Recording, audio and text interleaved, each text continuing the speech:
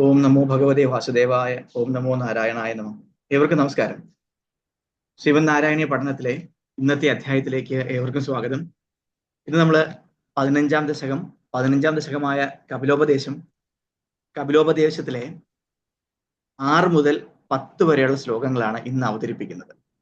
ഇന്നത്തെ അധ്യായം ആരംഭിക്കുന്നതിന് വേണ്ടിയിട്ട് ബഹുമാനപ്പെട്ട ഡോക്ടർ അയ്യർ സാറിനെ അതിലൂടെ ക്ഷണിക്കുകയാണ്. ഏവർക്കും ഇന്നത്തെ അധ്യായത്തിലേക്ക് സ്വാഗതം. എല്ലാവർക്കും നമസ്കാരം. ഇന്ന് ശ്രീമൻ നാരായണത്തിലെ വളരെ വളരെ പ്രധാനപ്പെട്ട ഭാഗമായ കപിലോപദേശമാണ് നമ്മൾ വായിച്ചുകൊണ്ടിരിക്കുന്നത്. അമ്മയ്ക്ക് മകൻ ഉപദേശം നൽകുന്നതാണ്. അപ്പൊ അങ്ങനെ വിചാരിക്കരുത്. മകനായിട്ട് അവതരിച്ചിരിക്കുന്നത് മഹാവിഷ്ണുവാണ്. മഹാവിഷ്ണുവിന്റെ അംശാവതാരമാണ് കപിലൻ. അപ്പൊ കപിലോപദേശം എന്ന് വെച്ചാൽ അമ്മയ്ക്ക് മക്കള് ഉപദേശിക്കുന്ന രീതിയിലായോ എന്ന് നമുക്ക് ചോദിക്കാം. പക്ഷെ അത് മഹാവിഷ്ണു ആയതുകൊണ്ട് അമ്മയ്ക്ക് ഉപദേശം കൊടുക്കുകയാണ്. അമ്മ ധനിച്ചിരിക്കുകയാണ്. ഭർത്താവ് വാനപ്രസ്ഥത്തേക്ക് പോയി കഴിഞ്ഞല്ലോ. അപ്പോ നമുക്കറിയാമല്ലോ, കർദമന്റെ ഭാര്യയായ ദേവഹൂതിക്ക് 9 പെൺകുട്ടികളും ഒരു മകന് ജനിച്ചു. മഹാവിഷ്ണുവാണത്. മഹാവിഷ്ണുവിന്റെ അംശാവതാരമായിരുന്നു. ദേവഹൂതി എന്നുള്ളത് നമ്മുടെ ഈ ഭൂലോകത്തിലെ ഇക്കാലത്തെ ഭൂലോക സൃഷ്ടി കഴിഞ്ഞ ശേഷം വന്ന ആദ്യത്തെ മനുവിന്റെ, അത് ആരും അതിന് തയ്യാറാകാത്തതുകൊണ്ട് ബ്രഹ്മാവ് തന്നെ സ്വയംഭവമായിട്ട് സൃഷ്ടിച്ച ആദ്യത്തെ മനുവിന്റെ മകളാണ് ദേവഹൂതി. ബ്രഹ്മാവ് സ്വയമായിട്ട് ഒരു സ്ത്രീയായിട്ടും പുരുഷനായിട്ടും മാറി. അപ്പൊ ആ സ്ത്രീയായിട്ട് വന്നത് ശതരൂപിയും പുരുഷനായിട്ടുള്ളത് ആദ്യത്തെ മനുവായ സ്വയംഭുവാണ്. ആ സ്വയംഭൂ മനുവിന്റെയും ശതരൂപിയുടെയും മകളായ ദേവഹൂതിയാണ് ഇപ്പോ കർദമിന്റെ ഭാര്യയായിട്ട് വന്നത്. അപ്പൊ ദേവഹൂതിക്ക് ധാരാളം 9 കുട്ടികൾ ജനിച്ചു. അതിനുശേഷം കപിലനും ജനിച്ചു. കപിലനെ കണ്ട ശേഷം കർദവമുനി വനവാസത്തേക്ക് പോയി എന്നാണ് പറയുന്നത്. അപ്പൊ കപിലൻ കൊടുത്ത ഉപദേശങ്ങളാണ് നമ്മൾ ഇന്നലെ വായിച്ചത്. അതിന്റെ 6 ശ്ലോകങ്ങൾ ഇന്നലെ വായിച്ചിരുന്നു. അതിൽ ഒന്നുകൂടെ വായിക്കാം.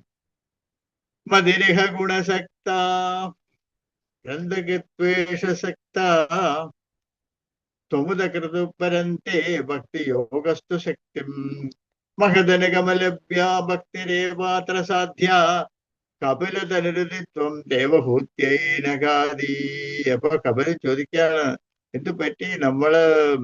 എന്നെ പറ്റി പറയുന്നതിന് മുമ്പായിട്ട്, ഞാൻ അമ്മയ്ക്ക് ഉപദേശം കൊടുക്കുന്നതിന് മുമ്പായിട്ട് നാരായണനെ സ്തുതിച്ചില്ലല്ലോ എന്ന് എൻ്റെ അടുത്ത് ചോദിക്കുകയാണ് കപിലൻ.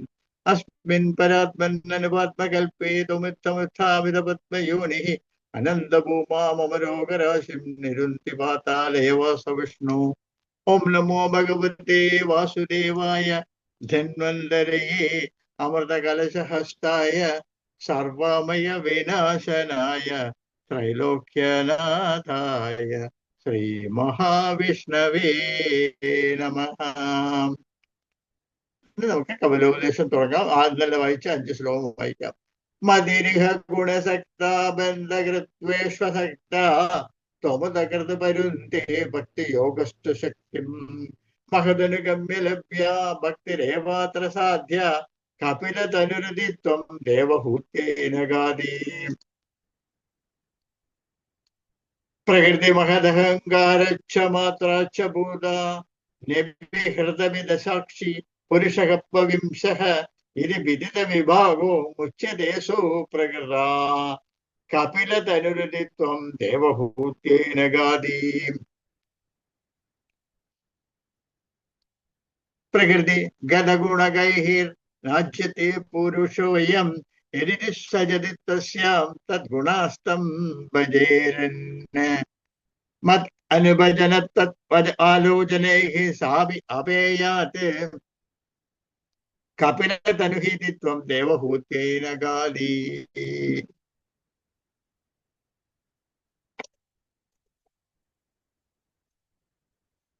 പ്രകൃതിഗത ഗുണഗൈഹിർരാജ്യത്തെ പുരുഷോയം യദി സജതി തസ്യാം തദ്ഗുണാസ്തം ഭജേരൻ മദനുഭജന തത്വാലോചനൈഃ സാപ്യപേയാത് കപിലതനുരുതിത്വം ദേവഹൂത്യേനകാദി.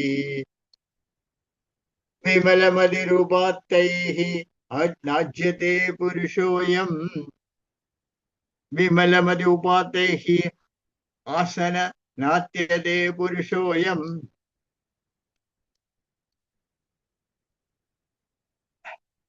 ഗരുഡ സമതിരൂഢം ദിവ്യഭൂഷ ആയുധ അംഗം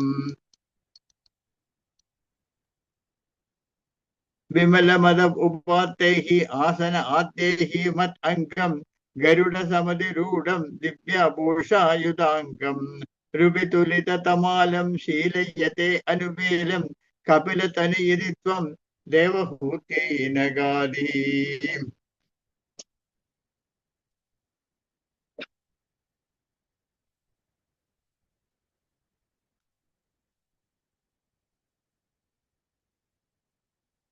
വിമലതരുപാത്തൈഹി രസനാധ്യൈർമദംഗം ഗരുഡ സമതിരൂഢം ദിവ്യഭൂഷായുധാംഗം രുചിതുലിതമാലം ശീലയേതാനുവേലം കപിലതനുരിതം ത്വം ദേവഹൂത്യൈനഗാദി. അഞ്ചാമത്തെ ശ്ലോകം.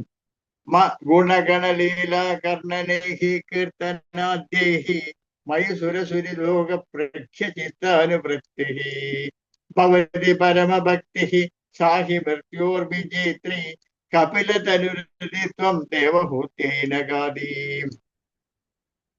ഇനിയാണ് നമ്മൾ ഇന്നലെ ആറാമത്തെ ശ്ലോകം ഇന്നലെ 2 പ്രാവശ്യം വായിച്ചിരുന്നല്ലോ. അഹഹ ബഹുലഹിംസാസഞ്ചിതാർത്ഥൈ കുടുംബം പ്രതിധനമനുപുഷ്ണൻ ശ്രീജിതോ ബാലലാളി വിശതി ഗൃഹസക്തോ യാതനാമയ്യ ഭക്തഃ കപിലതനുരിത്വം ദേവഹൂത്യൈനഗാദി. എന്തുകൊണ്ട് ഇന്നലെ ആറാമത്തെ ശ്ലോകം 2 പ്രാവശ്യം വായിച്ചു നമ്മൾ പറഞ്ഞല്ലോ. ഒന്നുകൂടെ വായിക്കാം ആറാമത്തെ ശ്ലോകം. അഹഹ ബഹുലസിസ സാഞ്ചിതാർത്ഥൈ കുടുംബം പ്രതിദിനമനുപുഷ്ണൻ ശ്രീജിതോ ബാലലാളി വിശതി ഗ്രഹസക്തോ യാതനാമയ്യ ഭക്തഃ കപിലതനുരിത്വം ദേവഹൂത്യൈനഗാദി. അഹഹ ബഹുലഹി സാ സഞ്ചിത അർത്ഥൈ കുടുംബം പ്രതിദിനം അനുപുഷ്ണൻ ശ്രീജലഃ ബാലലാളി വിശതി ഗൃഹസക്തഃ യാതനാ മയി അഭക്തഃ കപിലതനുരിത്വം ദേവഹൂത്യൈനഗാദി. അഹഹ ബഹുലഹിംസ സഞ്ചിതാർത്ഥൈ കുടുംബം പ്രതിദിനമനുപുഷ്ണൻ ശ്രീജിതോ ബാലലാളി വിശതി ഗൃഹസക്തോ യാതനാ മയ്യ ഭക്തഃ കപിലതനുരിത്വം ദേവഹൂത്യൈനഗാദി. ഇതെന്താണ് പറയുന്നത്? അമ്മയുടെ അടുത്ത മകൻ പല വിധത്തിലുള്ള ഹിംസകൾ കൊണ്ട് സമ്പാദിക്കപ്പെട്ട ധനത്താൽ, നമ്മൾ പല വിധത്തിലുള്ള ഹിംസകൾ കൊണ്ട് സമ്പാദിക്കപ്പെടുന്ന ധനത്താൽ ദിവസേന തന്റെ കുടുംബത്തെ പുലർത്തുന്നവനായി, സ്ത്രീകൾക്ക് വശനായി, കുട്ടികളെ ലാളിച്ച് ഗൃഹത്തിൽ ആസക്തിയോട് കൂടിയവനായി, എന്നിൽ ഭക്തിയില്ലാത്തവനായി ഇരിക്കുന്നവൻ നരകദുഃഖത്തെ പ്രാപിക്കുന്നു. നമ്മളെല്ലാവരും അതാണല്ലോ ചെയ്യുന്നത്. നമ്മൾ എന്താ ചെയ്യുന്നത്? പല വിധത്തിലുള്ള ഹിംസകൾ കൊണ്ട് സമ്പാദിക്കപ്പെട്ട ധനം, ഒരാൾ പണം സമ്പാദിക്കുകയാണെങ്കിൽ പല വിധത്തിലുള്ള ഹിംസകൾ കൊണ്ടാണ് സമ്പാദിക്കപ്പെടുക എന്നാണ് പറയുന്നത്. ഏത് വിധത്തിലാണ് നമുക്കറിയില്ല. പല വിധത്തിലുള്ള ഹിംസകൾ കൊണ്ട് സമ്പാദിക്കപ്പെട്ട ധനത്താൽ ദിവസേന തന്റെ കുടുംബത്തെ പുലർത്തുന്നവനായി, സ്ത്രീകൾക്ക് വശനായി, കുട്ടികളെ ലാളിച്ച് ഗൃഹത്തിൽ ആസക്തിയോടുകൂടിയവനായി, എന്നിൽ ഭക്തിയില്ലാത്തവനായി ഇരിക്കുന്നവൻ നരകത്തെ പ്രാപിക്കുന്നു. നരക ദുഃഖത്തെയാണ് പറയുന്നത്, നരകത്തെ അല്ല, നരക ദുഃഖത്തെ പ്രാപിക്കുന്നു. മഹാകഷ്ടം എന്ന് കപിലരൂപിയായ നിന്തിരുവടി അമ്മയായ ദേവഹൂതിക്ക് ഉപദേശം നൽകി. 7ാമത്തെ ശ്ലോകം. യുവതിജാരഖിന്നഃ ജാതബോധോപ്യകാണ്ഡേ പ്രസവകളിതബോധഃ പീഡയോല്ലംഘ്യ ബാലം പുനരവിപദമുഹ്യതൈവ താരുണ്യകാലേ കപിലതനുരിത്വം ദേവഹൂത്യൈനഗാദി.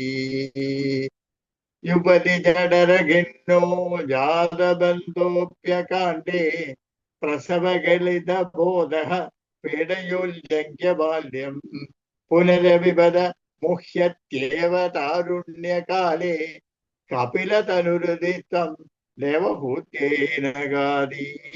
യുവതി ജാരഖിന്നഃ ജാത ബോധഃ അപി അകാണ്ഡേ പ്രസവ ഗളിത ബോധഃ പീഡയോ ഉല്ലംഘ്യ ബാല്യം പുനഃ അഭിബദ മുഹ്യത്യേവ താരുണ്യകാലേ കപിലതനുരിത്വം ദേവഹൂത്യൈനഗാദി യുവതി ജഡരഘിന്നോ ജാതബന്ധോപ്യകാണ്ഡേ പ്രസവഗളിതബോധ പീഡയോല്ലംഘ്യബാലം പുനരപി ബദമുഹ്യത്യേവ താരുണ്യകാലേ കപിലതനുരിത്വം ദേവഹൂത്യൈനഗാദി. എന്താണ് അമ്മയുടെ മകൻ പറയുന്നത്?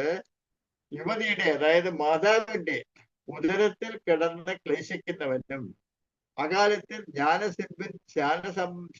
സിദ്ധിച്ചവനായിരുന്നിട്ടും പ്രസവകാലത്തിൽ നഷ്ടപ്പെട്ട വിവേകത്തോടു കൂടിയവനായി അനേക ദുഃഖങ്ങളോടു കൂടി ബാല്യകാലത്തെ കടന്ന് യവനദശയിൽ പിന്നെയും മോഹാന്തനായി തീരുന്നു എന്ന് കപിലരൂപിയായ നിന്തിരുവടി ദേവഹൂതിക്ക് ഉപദേശിച്ചു.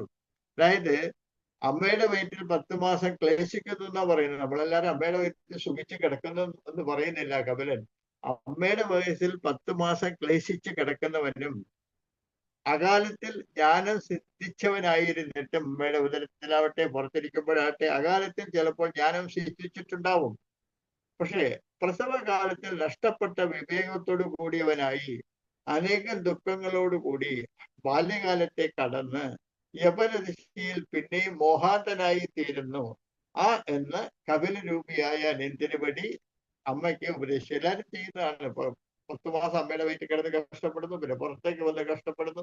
പ്രസവകാലത്തിൽ നഷ്ടപ്പെട്ട വിവേകത്തോടു കൂടിയവനായ അനേക ദുഃഖങ്ങളോടുകൂടി ബാല്യകാലത്തെ കടന്ന് യവന ദിശയിൽ പിന്നെയും മോഹാന്തനായി തീരുന്നു.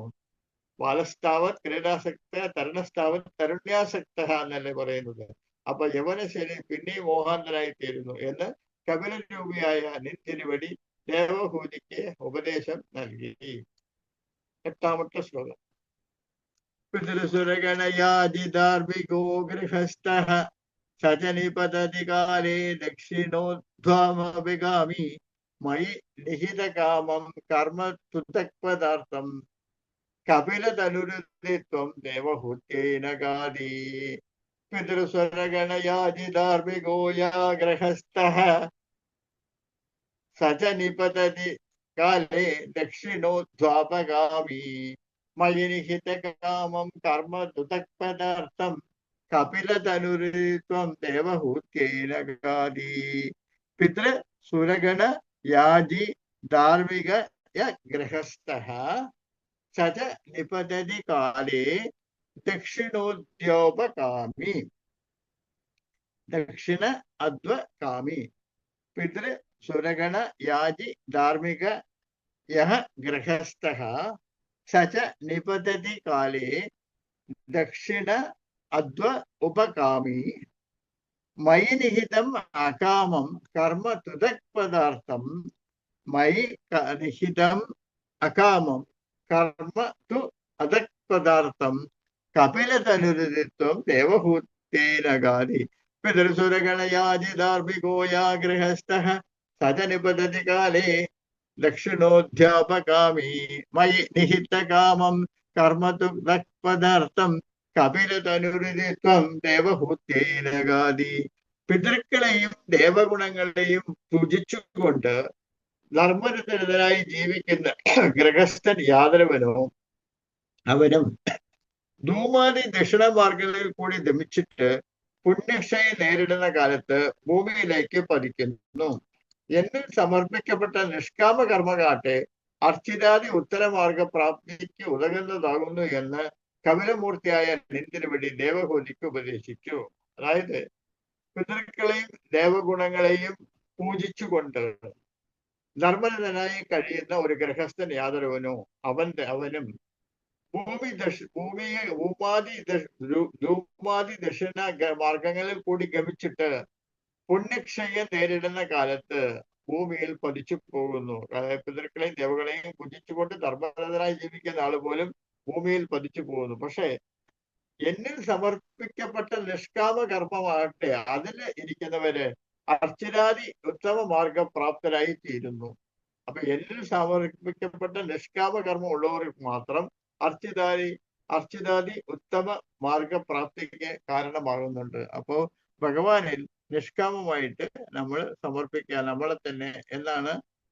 അങ്ങനെ സമർപ്പിക്കുന്നവർക്കാണ് ഉത്തമ മാർഗപ്രാപ്തി ഉണ്ടാകുന്നു എന്ന് കപിലൻ അമ്മയ്ക്ക് ഉപദേശിച്ചു കൊടുക്കുകയാണ്. 9-ാമത്തെ ചൊല്ല്.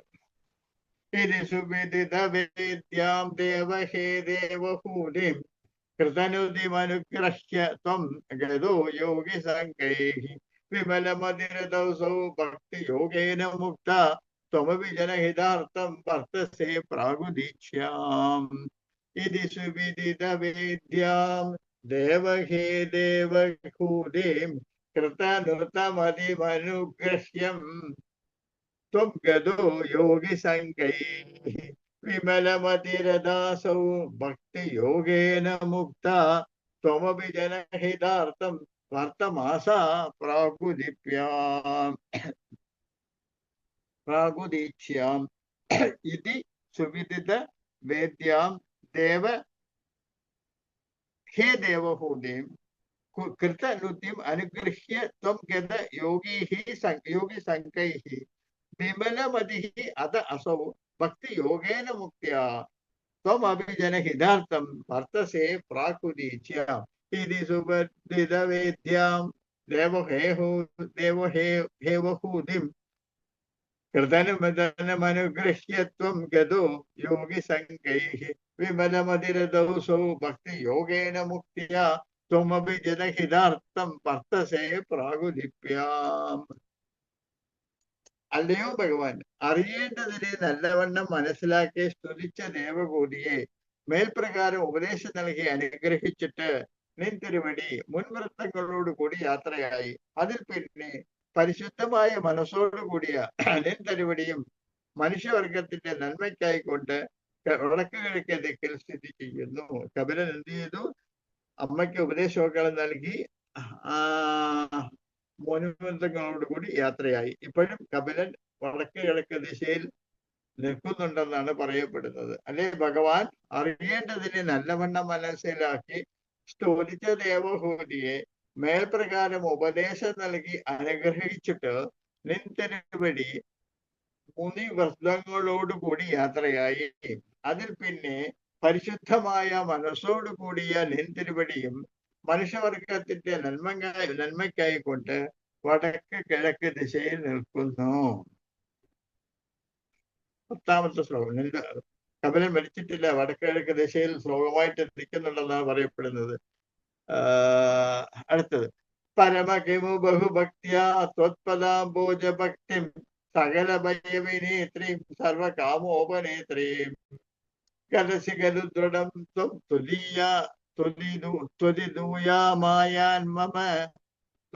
ത്വയിദൂയാമായാന്മേ ഗുരുപവനപുരേശ ത്വയുപാദത്സു ഭക്തിം. പരമ കിമു ബഹുഭക്ത്യാ ത്വത്പദ അംബോജ ഭക്തിം പരമ കിമു ബഹുഭക്ത്യാ ത്വത്പദ അംബോജ ഭക്തിം സകല ഭയവിനേത്രീം സർവകാമോപനാത്രീം വസതി ഖലു ദൃഢം ത്വം തത് വിദായ ആമയാൻ മേ വസതി ഖലു ദൃഢം ത്വം തത് വധൂയ ആമയാൻ മേ ഗുരുപവനപുരേശ ത്വയി ഉപാദത്സ്വ ഭക്തിം. പരമകിമു ബഹുഭക്ത്യാ ത്വത്പാദാബോജ ഭക്തിം സകല ഭയവിനേത്രീം സർവകാമോപനാത്രീം വസതി ഖലു ദൃഢം ത്വം ദൂയാമായൻ മേ ഗുരുപവനപുരേശ ത്വയുപാദത്സ്വ ഭക്തിം. ഓം നമോ ഭഗവതേ വാസുദേവായ. പരമകിമു ബഹുഭക്ത്യാ ത്വത്പദ അംബോജ ഭക്തിം സകല ഭയവിനേത്രീം സർവകാമ ഉപേത്രീം വദസി ഖലു ദൃഢം ത്വം അധം ആമയാൻ മേ വദസി ഖലു ദൃഢം ത്വം തത് ദുദീയാൻ ആമയാൻ മേ ഗുരുപവനപുരേശ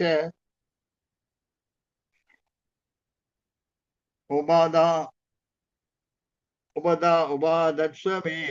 പരമകിമു ഭക്ത്യാ ത്വത്പദാംബോജ ഭക്തിം സകല ഭയവിനേത്രീം സർവകാമോപനേത്രീം വസതി ഖലു ദൃഢം ത്വം തത് വിദൂയ ആമയാൻ മേ വസതി ഖലു ദൃഢം ത്വം തത് വിദൂയ ആമയാൻ മേ ഗുരുപവനപുരേശ ത്വയുപാദസ്വ ഭക്തിം. തിരുപവനപുരേശ ത്വയുപാദസ്വ ശക്തിം പരമകിമു ബഹുഭക്തിയ തത്പദാംബോജ ഭക്തിം സകലഭയവിനേത്രീം സർവകാമോപനേത്രീം വദസി ഗരുദൃഢം തദ്വീയാമായാൻമേ ഒരു ഭവനപുരേശത്വയുപാദസ്വഭക്തിം. ഇതിന്റെ അർത്ഥം എന്താണ്? അല്ലയോ പരമാത്മ സ്വരൂപ, വളരെ പറയുന്ന എന്തിന്?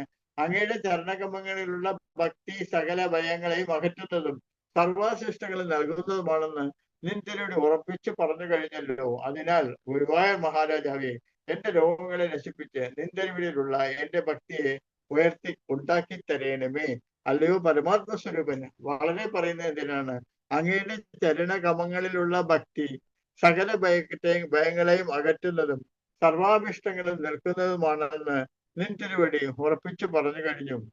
അതിനാൽ ഗുരുവായൂർനാഥ, എന്റെ രോഗങ്ങളെ നശിപ്പിച്ചിട്ട് നിൻ തിരുവടിയിലുള്ള ഭക്തിയെ ഉണ്ടാക്കി തരയണമേ. എന്റെ ഗുരുവായൂരപ്പ, നിൻ തിരുവടിയിൽ ഞാൻ എപ്പോഴും ഭക്തനായിട്ടിരിക്കണമേ. നിന്നിൽ ഭക്തനായാൽ മാത്രമേ മോക്ഷം കിട്ടത്തുള്ളൂ എന്ന് നീ അമ്മയുടെ അടുത്ത് പറഞ്ഞത് ഞാൻ പ്രത്യേകം കേട്ടിട്ടുണ്ട്.